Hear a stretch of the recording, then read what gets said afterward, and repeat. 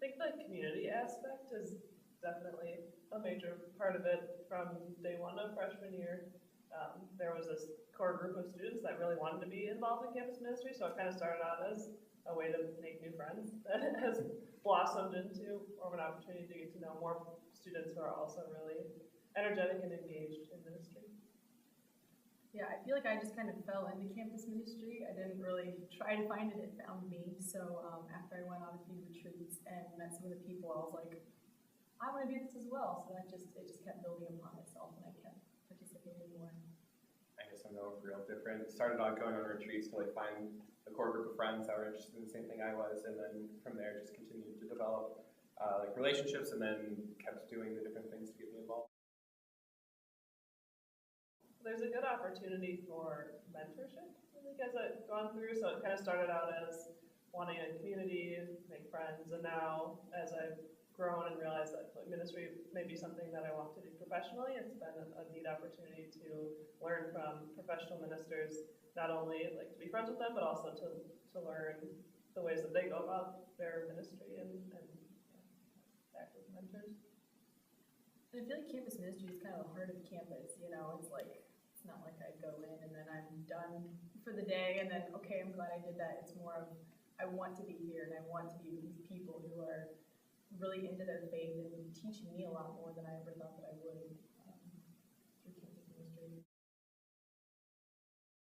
For me, I'd have to say just exposure, because I'm from a really small town in Ohio, and I feel like when I come here and see these people who are so deep in their faith and they just are so excited about service, I'm thinking, why am I not like that? So then I'm challenged to become more like them because it's just incredible people that I'm working with. So I think that connection between faith and justice is something that I see at Marquette that back in high school, it was always kind of compartmentalized, like faith's over here, and then service, justice is something else you do. And at Marquette, there's been the opportunity to combine those two, whether it's being part of a service project, but involving prayer before and after that, or something like that, where you see the two overlap in a way that I think that they're supposed to, but that became really obvious here. I think I'm a little bit with Caleb with the exposure, especially like last year on my map trip. Everyone that we were working with was like in shock that a bunch of college students would spend their spring break like coming to like work at a rescue mission, and it was just very cool to see like how our decision to do that affected these people in a better way, because they wanted to have faith conversations, they wanted to have service conversations, like who we are and why we're doing this, and it's something that I feel like I wouldn't have been able to do doing anything else. Have those kind of conversations with people that I may never have met otherwise. I think one of the problems, at least that I see a lot, is like we try very hard to like reach out to the students that we don't see very often, and that's something that like is a continuing, ongoing process, as you definitely know.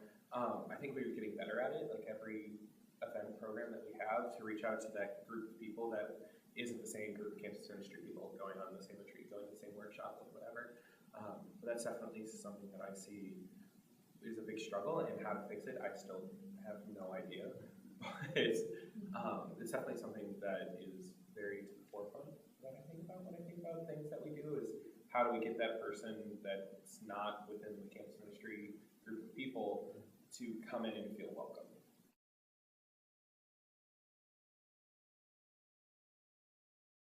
I would say there's probably three areas as far as with folks that I minister to, and primarily the population, obviously here at Marquette, is for students, college age, and I would say one of the biggest areas in ministering to students, particularly Catholic and Christian students, is their relationship with Christ, and really building a solid, strong relationship where they really know Jesus, are really engaged in their relationship with God, where that relationship really marks and shapes their days and their hours. And so that's a big task, and that's a huge need, I would say, among students.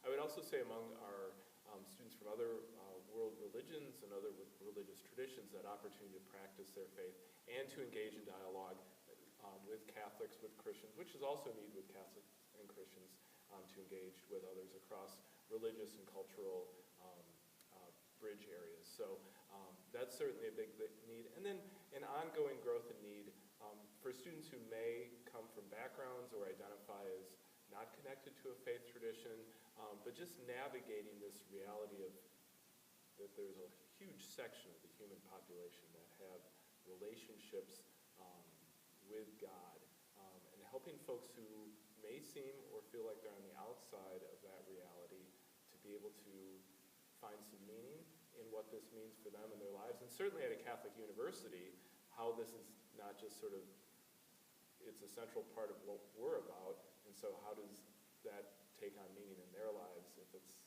and not just sort of something that's left on the shelf.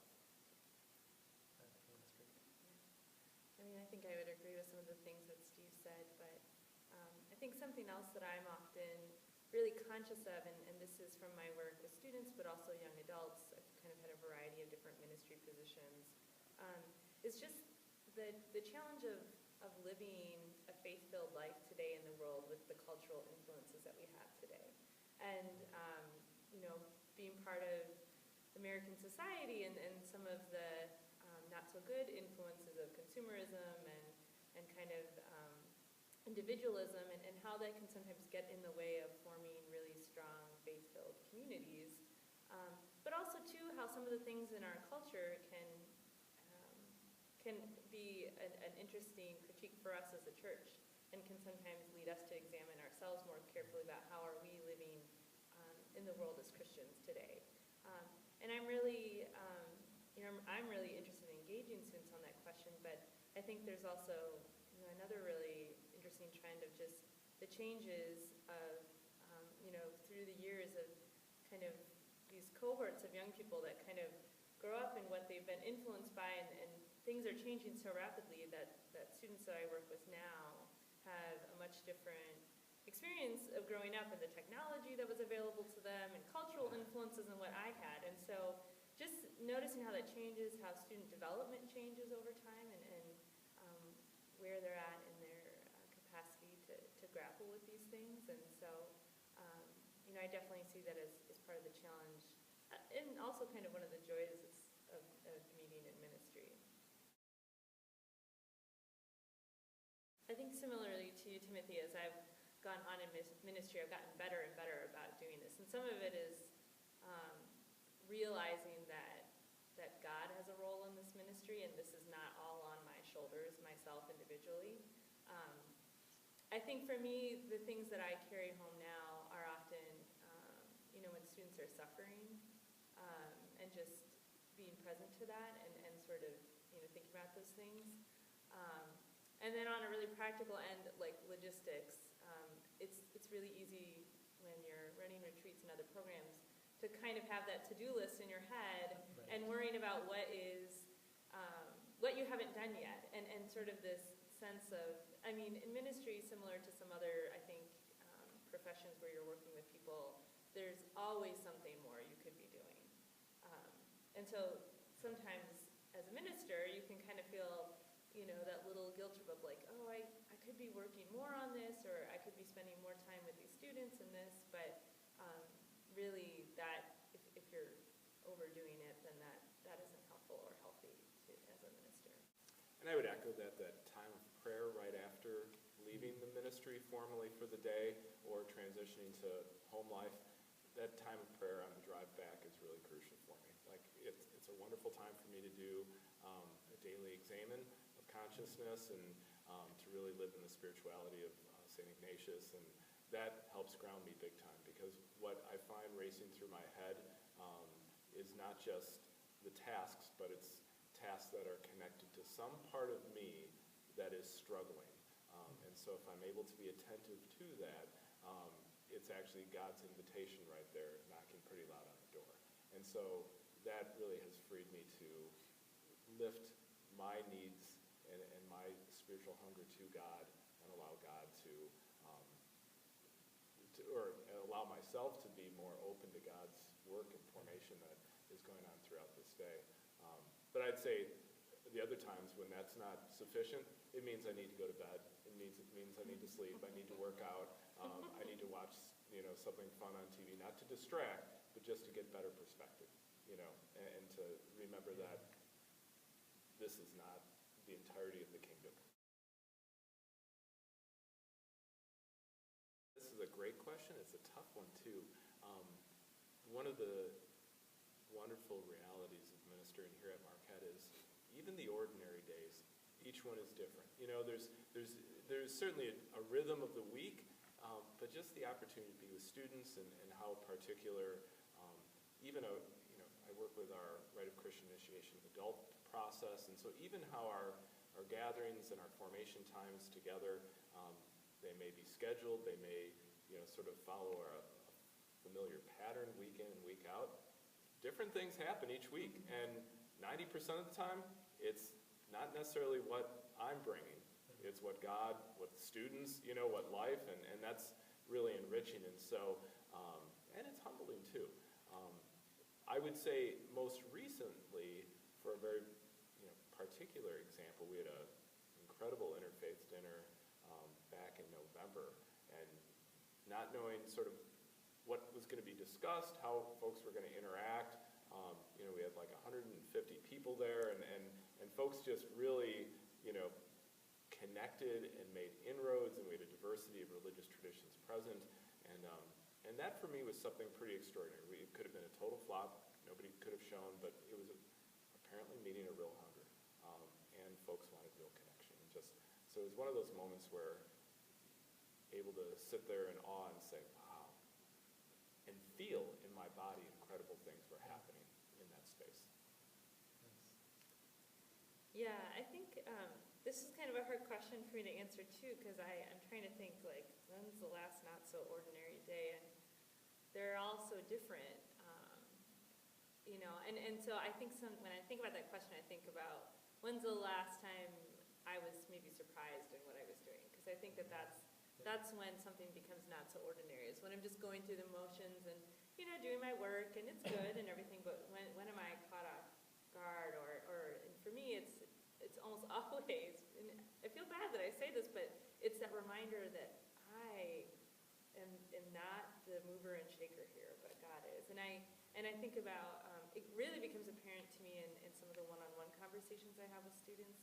I do a little bit of spiritual companioning with students, and whenever I'm working with them, and oftentimes hearing them speak about their experiences, and I hear some of my own experiences in their story, and new experiences in their stories, and I find myself sometimes saying things or asking questions, and I'm like, this isn't me. Right. This is coming from somewhere else, and not in a weird, creepy way, but in a way that's like, God really is the director here. The Spirit is really at work here, and I'm just kind of a conduit for that. And so I think those are the days when I'm kind of like, at the end of the day, I'm like really kind of aware of what this role is that I have, and kind of in awe too of how God is at work in the world. For the first part, I'd say, without a doubt, hiring and forming for mission. And not just within campus ministry, but throughout the faculty and administration here at Marquette. And I would sense that this is very much the need in most Catholic institutions, is how do we continue to hire for mission folks who have an ability to not only engage the Catholic tradition and faith and reality, but also to really contribute to what we do here, to bring something of their own to what we do, and to have somewhat of a fleshy and embodied reality of Catholicism here among who the university is and consists of. And that's the students, but it's also the faculty and staff. And for folks who are here, how do we continue to form them? So that for me as a campus minister would make my job 1,000 times easier, because then we're at least on a very basic level of shared language, shared vision. The other piece for students is, and Annie shared a little bit about this earlier, but I think, and these might be a little bit peripheral, but students have a really big need for engagement with their deepest selves and who they are, especially during this formative time in their lives. And so that comes out in the increased need for silence, for community, for engaging the challenging questions of development, which include sexuality, relationships, questions of peace, questions of, how do I contribute positively, negatively to the world around me, in really meaningful ways. So to allow students to really have that time of silence where the voice of God that's echoing in their being is able to be heard and then moved on, and how do we support communally that?